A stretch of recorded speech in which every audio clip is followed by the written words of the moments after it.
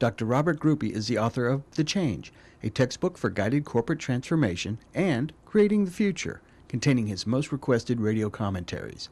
Featured in Who's Who in America, he has given keynote presentations at Oklahoma City University, the University of Central Oklahoma, and Oklahoma State University, among others. For 6 years, he hosted the television program Creating the Future on Cox Cable.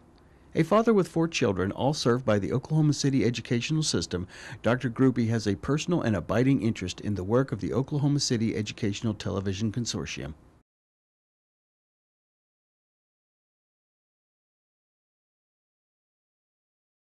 Educational outreach programs can take many forms. They can include a local clinic for student medical attention, expansion of facilities for more comprehensive programs, classes that address literacy and college awareness skills. Educational needs in these areas are more complex than ever. Let's take a look at some outstanding outreach programs.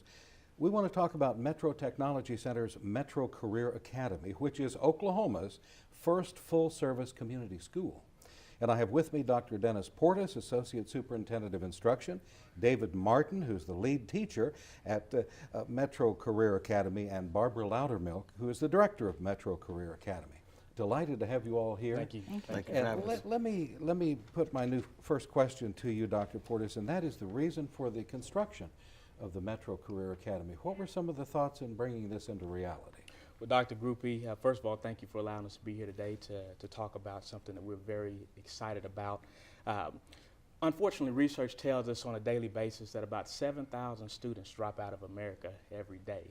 And for Oklahoma, that means 30%, roughly 3 out of 10 students will fail to reach their high school diploma. And then when you're looking down at the minority level, that equates to about 40%, 4 out of 10 students. So obviously, not having that prerequisite of a high school diploma is going to cause a tremendous amount of barriers for students who go on to the workplace or post-secondary education. And so with that being said, we really looked at the community needs. We talked to the community and said, hey, you know, what can we do about this situation? And so the concept of Metro Career Academy came up, you know, full service community school. And we knew that this concept was going to help us to make a difference. We believe that each student needs a caring relationship with a caring adult, and so that's one of the main things that we focus on at that academy. And them receiving a high school diploma, marketable skill, and college preparation is some of the things that we emphasize in this new academy. And Barbara, let's pick up on that, because you're the director of Metro Career Academy. You gave me a wonderful book a couple of years ago, No More Dropouts, which is literally a handbook, a very powerful cutting-edge book, and I love referring to it because everyone in education or who concerns themselves with education should have it. But Barbara, what about various flexible types of learning programs that are available? Well, Metro Career Academy is the first full-service community high school, and a lot of people don't know what that is, but what we do is we've created a community center that we've encompassed services from the community in, and we provide and try to remove barriers for students.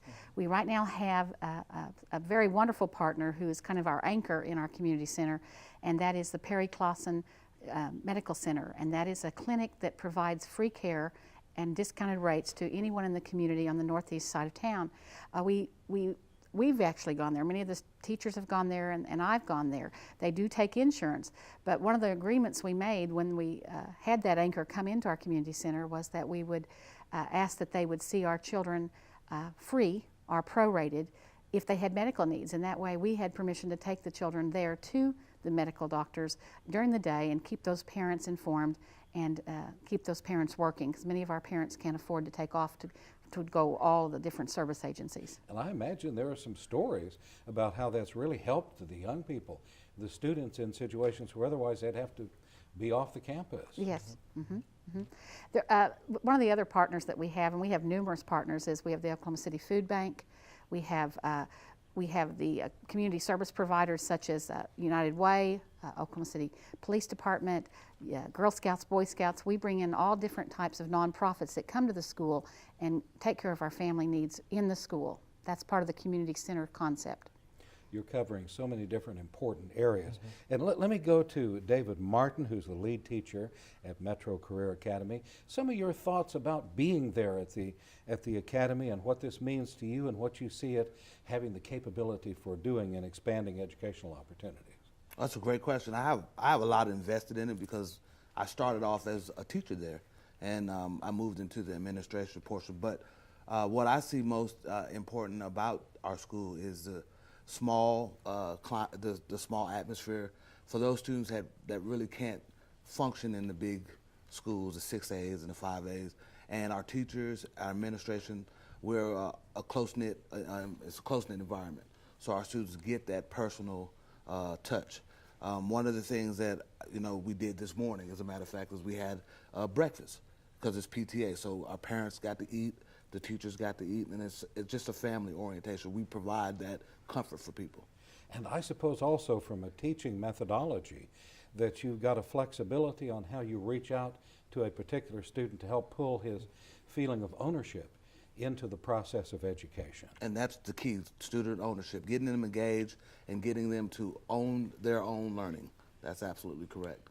And Dr. Gruber, that's a really good question, because one of the things that we recognize for the students that are coming in is that they really were not successful in a traditional educational setting. And so we knew right then and there we had to do everything untraditional. And so from down to our instruction to partnering agencies, we really provide an environment that students have never really seen before, and we cater to those issues that may have caused them to drop out of school or be at risk of dropping out. And leadership. What about helping to build leadership? And I know that you have some activities that are involved with creating men of distinction. Yes, we women have. of worth. Yes, we have two organizations called MAUD, Men of Distinction, as you mentioned, and then we have WOW, Women of Worth. But we also have a leadership program called the MCA Ambassadors, and these are our young people who begin to do tours through the campus. They greet our partners, and they go out in the community to Rotary clubs and to city council meetings and such as that, because they're starting to represent their community and their high school.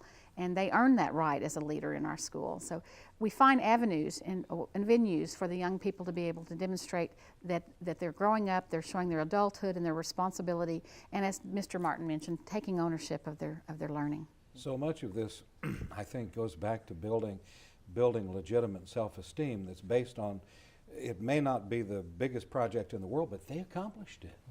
And then it builds from there. Do you see this process happening? Oh, absolutely. It is shown in some of the results that we're getting, our test scores, the credit obtainment, and just even attendance. What kind of a graph are you beginning to see as far as better attainment score-wise and retention of students?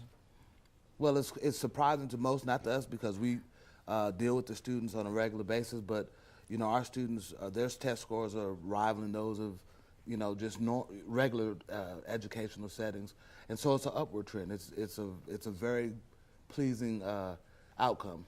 One of the things that we really value that we think causes that to happen is that we base a lot of our academics off of project-based learning, and so we try to tie in the relevancy of what they're learning in an academic setting to a real life setting. And so when the kids, they understand that I'm utilizing this mathematics because I'm gonna have to balance my checkbook, or I'm utilizing this science because I'm gonna need to know that I can't take this much medication, those type of things really affect them on a daily basis. And so we make that connection, and they appreciate that. A lot of people don't, a lot of the audience might not know what project-based learning is, but I'll give you a real quick Excellent. Yes, summary.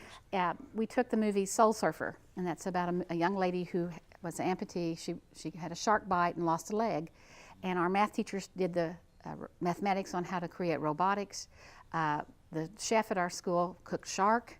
The art teachers went in and began to draw sharks. The science teachers had them graphing shark bites all over the world and where the majority of them happen in the ocean.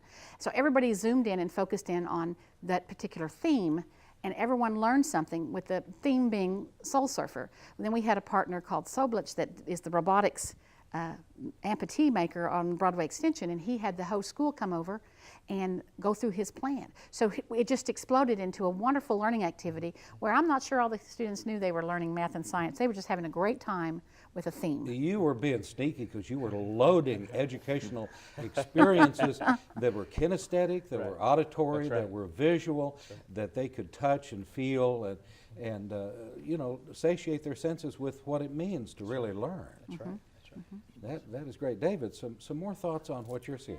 Well, we have some pretty creative teachers. Barbara and I had the opportunity to sit in the classroom maybe about a month ago at the beginning of the school year and watch the DNA process. And it was pretty intriguing for me because I didn't know how it happened. So I learned, but to watch the students actually take that in, they used strawberries, I believe, and extracted the DNA from strawberries. You know, that's pretty awesome, you know. And Dr. Groupie, what really makes our program unique as well is the fact that we tie in career tech training as well. And that's what most people know Metro Tech as, is a career tech school. But our students not only get a chance to complete their high school diploma, but they also get an opportunity to enroll in a career training program that we have a various amount of programs throughout the district. And so they're leaving with their high school diploma as well as a marketable skill that will help them as they go through post-secondary or go straight to the workforce. And this is what is so needed for Oklahoma and the entire nation, is to have those skills. And hopefully to have those skills in areas that they had a real desire and interest in, so that they can take their life, enjoy what they're doing. And all those things blend together. I wish we had more time. Thank you so much for being here. Dr. Dennis Portis, Associate Superintendent of Instruction, David Martin, who is the lead teacher at MCA, and Barbara Loudermilk, thank you again for that book. Thank you. We'll talk to you all later. Thank you.